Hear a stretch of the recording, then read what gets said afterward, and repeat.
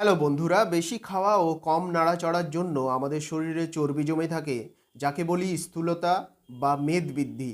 এটা শুধু মোটা হওয়ার সমস্যা নয়, ডায়াবেটিস ও হার্টের অসুখের কারণ হতে পারে।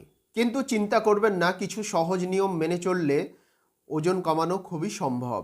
প্রতিদিন অল্প অল্প করে হাঁটা, তেলযুক্ত চর্বিযুক্ত ও ফাস্টফুড খাবার কম খান। বেশি করে শাকসবজি ও স্যালাড ও ফল খাওয়ার অভ্যাস করুন। প্রচুর পানি পান করবেন এবং রাতে দেরি করে খাওয়া ও দেরি করে জাগা এড়িয়ে চলুন।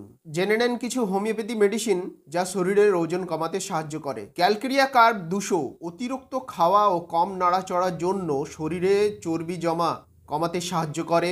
2 ফোঁটা করে সকালে সপ্তাহে 2 দিন নিতে হবে। ফিউকাস ভ্যাসিকুলাস কিউ শরীরের ওজন কমাতে সাহায্য করে। আধা কাপ জলের সাথে 10 ফোঁটা করে দিনে 2 বার।